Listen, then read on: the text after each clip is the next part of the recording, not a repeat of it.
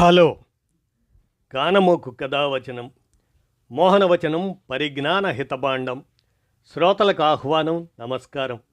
చదవదగునెవరు రాసిన తదుపరి చదివిన వెంటనే మరువక పలువురికి వినిపింపబూనిన అది ఏ పరిజ్ఞాన హితబాండమౌపో మహిళ మోహనవచనమై విరాజిల్లు.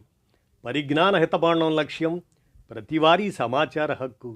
ఆస్ఫూర్తితోనే ఇప్పుడు డాక్టర్ రాజ్ మహమ్మద్ విరచిత చారిత్రక అంశంగా స్వరాజ్య సాధన పోరాట మార్గమే అనేటువంటి అంశాన్ని ఇప్పుడు మీ కానమోకు కథావచనం శ్రోతలకు మీ కానమోకు స్వరంలో వినిపిస్తాను, వినండి. స్వరాజ్య సాధన పోరాట మార్గమే. ఇక వినండి.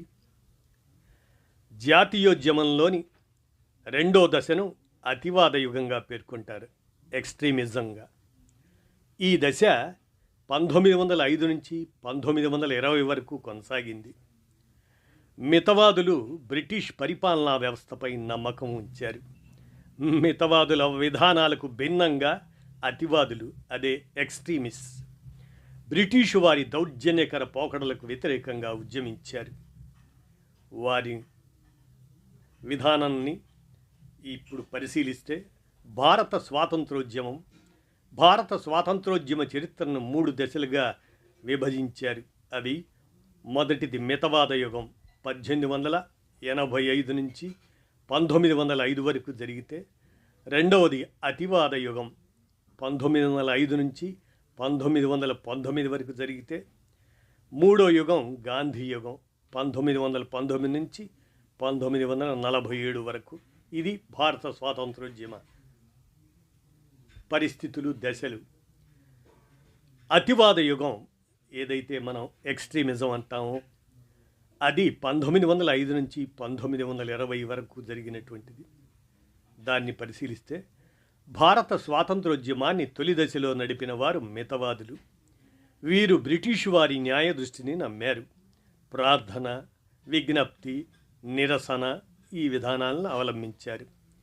ప్రేయర్, పిటిషన్, ప్రొటెస్ట్ అవి వారి విధానాలు.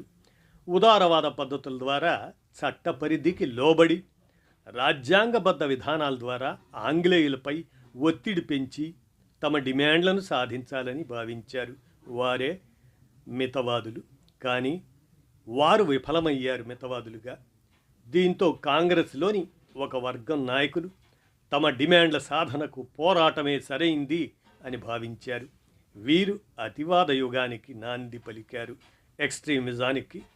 ఎక్స్ట్రీమిస్ట్గా జాతీయవాద వికాసం, వాటి పెరుగుదల ఎట్లా అనేది మనం పరిశీలిస్తే దీనికి నేపథ్యంగా 1890 తర్వాత నుంచి సమరశీల జాతీయవాదం అభివృద్ధి చెందింది.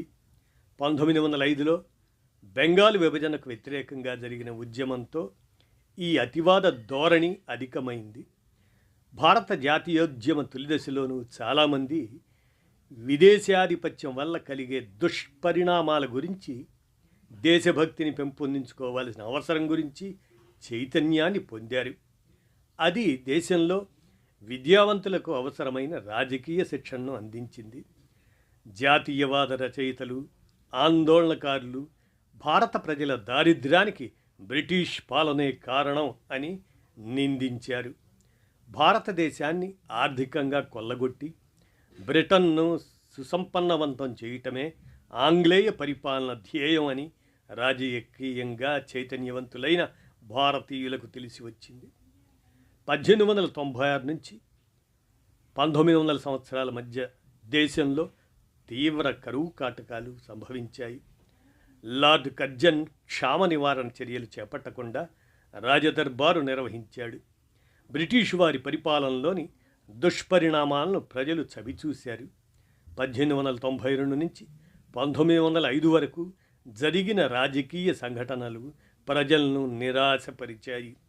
దీంతో జాతీయవాదుల దృష్టి తీవ్రవాద రాజకీయాల వైపు మళ్ళింది. మరి ఈ అతివాద యుగానికి కారణాలు ఏమిటని పరిశీలిస్తే మితవాదుల విధానాలతో ఎలాంటి ప్రయోజనాలు చేకూరకపోవటం, వారి వైఫల్యాల ఫలితంగా అతివాదుల గళం ఎక్కువైంది. బ్రిటిషు వారి ఆర్థిక దోపిడీ, భారతదేశానికి జరుగుతున్న అన్యాయాలను భారతీయులు గ్రహించారు. 1892లో బ్రిటిష్ ప్రభుత్వం చేసిన శాసనసభ చట్టం భారతీయులను తీవ్ర నిరాశకు గురిచేసింది. 1897లో నాద్ బ్రదర్స్, వారిని నాద్ సోదరులు అంటాం, వారిని విచారణ లేకుండా దేశం నుంచి బహిష్కరించడం. 1898లో ప్రభుత్వం రాజకీయ అసంతృప్తిని, అదే జాతీయవాదాన్ని ప్రచారం చేయటం నేరం అనేటువంటి దాన్ని చట్టం చేశారు. 1899లో కోల్కతా పురపాలక సంస్థలో భారతీయ సభ్యుల సంఖ్యను తగ్గించడం. 1904లో పత్రికా స్వాతంత్రం మీద ఆంక్షలు విధిస్తూ బ్రిటిష్ ప్రభుత్వం చట్టం తీసుకురావటం.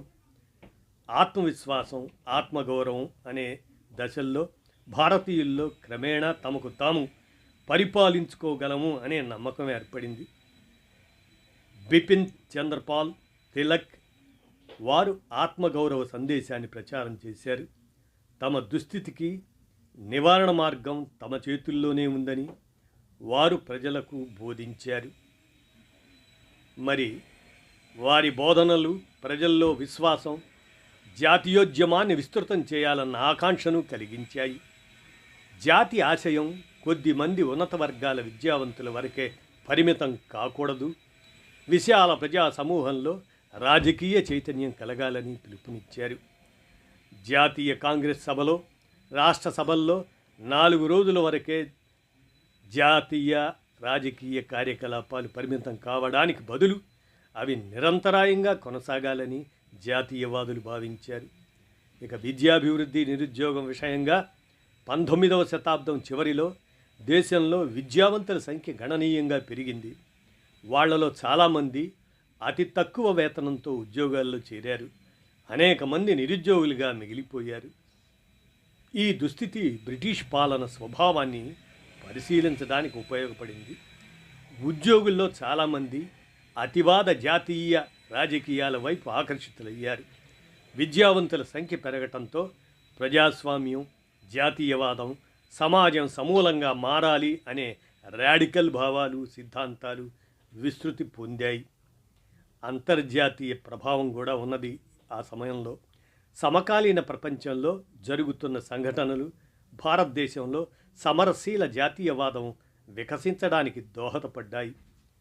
1868 తర్వాత జపాన్ సాధించిన అభివృద్ధి పాశ్చాత్యుల పెత్తనం లేకుండా స్వశక్తి మీద ఆధారపడి ఆసియా దేశాలు అభివృద్ధి చెందగలవు అని నిరూపించింది. జపాన్లో సార్వత్రిక ప్రాథమిక విద్యను ప్రవేశపెట్టారు. సమర్థవంతమైన ఆధునిక పరిపాలనా విధానాన్ని రూపొందించారు.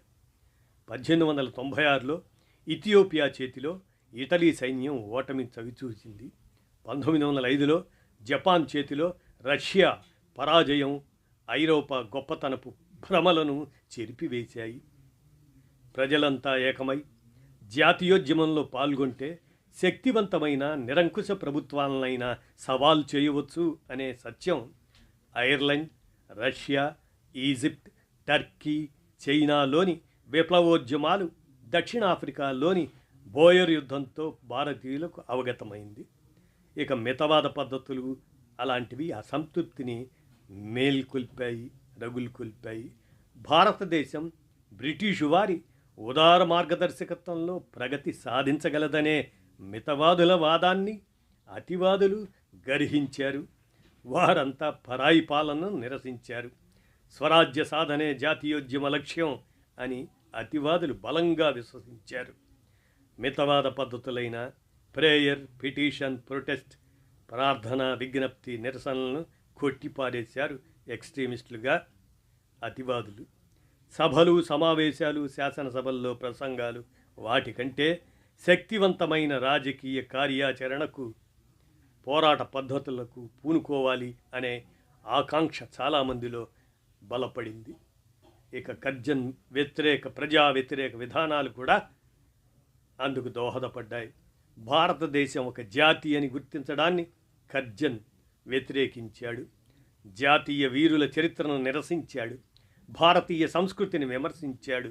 భారతీయులు స్వపరిపాలనకు అనర్హులని అభిప్రాయపడ్డాడు కర్జన్. పరిపాలనా కాలంలో అమలు చేసిన అధికార రహస్యాల చట్టం, భారతీయ విశ్వవిద్యాలయ చట్టం, కలకత్తా కార్పొరేషన్ చట్టం, ఇవన్నీ ముఖ్యంగా బెంగాల్ విభజన ప్రజల్లో బ్రిటిష్ పాలన పట్ల వ్యతిరేక వైఖరిని కలుగజేశాయి.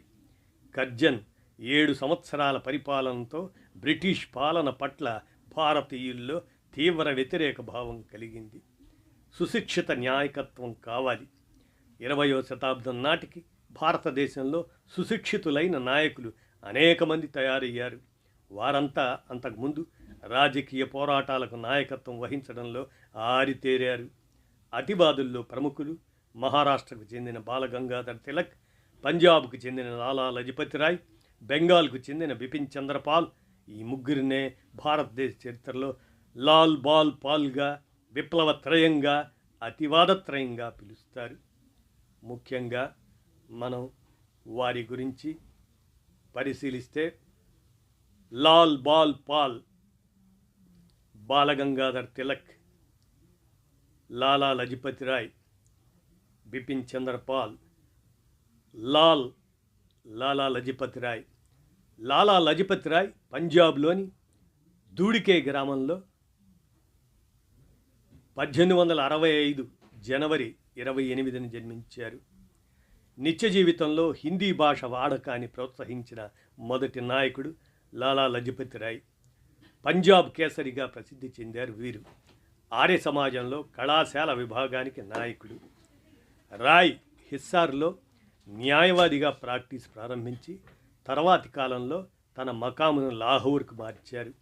ఈయన 1888లో మొదటిసారిగా కాంగ్రెస్ సమావేశంలో ప్రసంగించారు. ది పంజాబీ, ద పీపుల్ అనే పత్రికలను ప్రచురించారు. పంజాబ్లో రైతు ఉద్యమాల్లో పాల్గొన్నందుకు లాలా లజపతి రాయ్ను దేశద్రోహ నేరం కింద అరెస్టు చేసి జైలుకు పంపారు. ఈయన 1928లో యూరప్ను సందర్శించారు. సైమన్ కమిషన్కు వ్యతిరేకంగా జరిపిన పోరాటంలో శాండర్స్ అనే పోలీస్ అధికారి లాఠీ దెబ్బలకు గాయపడిన లాలా లజపతి రాయ్ 1928 నవంబర్ 17న మరణించారు. లార్డ్ మింటో రాసిన ఒక లేఖలో కాంగ్రెస్ విధేయమైనదే కానీ లాలా లజపతి రాయ్ ప్రమాదకరమైన వ్యక్తి అని రాశాడు. లార్డ్ హార్డింజ్ రాయ్ను ప్రమాదకరమైన కుట్రదారుగా అభివర్ణించాడు. ఇక బాలగంగాధర్ తిలక్ ప్రజల్లో జాతీయవాద భావాలను రేకెత్తించడంలో మహాత్మా గాంధీ కంటే ముందు అత్యంత సఫలీకృతుడైన నాయకుడు బాలగంగాధర్ తిలక్. ఈయన 1856 జూలై 23న మహారాష్ట్రలోని రత్నగిరిలో జన్మించాడు. 1881లో ఆంగ్ల భాషలో మరాఠీ భాషలో కేసరి అనే దినపత్రికల ద్వారా జాతీయవాద భావాలను ప్రచారం చేశారు. తిలక్ 1889లో మొదటిసారి కాంగ్రెస్ సమావేశాలకు హాజరై తర్వాతి 30 సంవత్సరాల పాటు కాంగ్రెస్లో ప్రముఖ నాయకుడిగా వెలుగొందారు. 1883లో అప్పట్లోనే 1893లో గణేష్ ఉత్సవాలను, 1885లో శివాజీ ఉత్సవాలను ప్రారంభించి ప్రజల్లో దేశభక్తిని పెంపొందించే ప్రయత్నం చేశారు. 1906లో తిలక్ స్వరాజ్యం నా జన్మ హక్కు, స్వరాజ్యం సాధించకపోతే మన జన్మ మతం వృధా అనే నినాదాల ద్వారా స్వరాజ్యం కోసం పోరాటం చేయమని ప్రజలకు పిలుపునిచ్చారు. 1908లో తిలక్ను అరెస్టు చేసి 6 సంవత్సరాలు జైలు శిక్ష విధించారు. జైల్లో ఉన్న సమయంలో గీతారహస్య అనే గ్రంథాన్ని రచించారు. బ్రిటిషు వారు తిలక్ను భారత రాజద్రోహి పితామహుడు, పెద్ద ద్రోహిగా అభివర్ణించారు. తిలక్ను భారత అశాంతి పితామహుడిగా వాలంటైన్ చిరోల్ పేర్కొన్నాడు. ఇక బిపిన్ చంద్రపాల్, లాల్ బాల్ పాల్, వాళ్లలో బిపిన్ చంద్రపాల్ మూడవ వాడుగా. బిపిన్ చంద్రపాల్ ప్రస్తుతం బంగ్లాదేశ్లో ఉన్న సిల్హెట్ జిల్లాలోని పియోల్ అనే గ్రామంలో 1858 నవంబర్ 7న జన్మించారు. ఈయన బ్రహ్మసమాజ్ ప్రతినిధిగా మధ్య యూరప్, అమెరికాల్లో పర్యటించారు. రాజనారాయణ్ బసు, నవగోపాల్ అనే మిత్రుల హిందూ మేళా బిపిన్పై ప్రభావం చూపింది. బంకించంద్ర చట్టోపాధ్యాయ బంగదర్శన్ పత్రిక కూడా బిపిన్ చంద్రపాల్ను ప్రభావితం చేసింది. బంకిం చంద్ర చటోపాధ్యాయన్ను బిపిన్ చంద్రపాల్ బెంగాల్ వాల్టర్ స్కాట్గా అభివర్ణించారు. 1905లో జరిగిన బెంగాల్ విభజన వ్యతిరేక ఉద్యమం, స్వదేశీ ఉద్యమంలో ఈయన చురుగ్గా పాల్గొన్నారు. 1906లో వందే మాతరం అనే దినపత్రికను ప్రారంభించారు. 1907లో రాజద్రోహ నేరంపై అరెస్ట్ అయి జైలుకు వెళ్ళారు. ఇలా అతివాదులుగా, ఎక్స్ట్రీమిస్టులుగా లాల్ బాల్ పాల్ వారు సమరమే మార్గంగా, స్వరాజ్య సాధనే లక్ష్యంగా పనిచేసినటువంటి స్వరాజ్య సాధన పోరాట మార్గమే అని నమ్మిన వారి చరిత్ర విశేషాలను డాక్టర్ రాజ్ మహమ్మద్ విరచించి అందజేయగా మీ కానమోకు కథావచన శ్రోతలకు మీ కానమోకు స్వరంలో వినిపించాను. విన్నారుగా, ధన్యవాదాలు.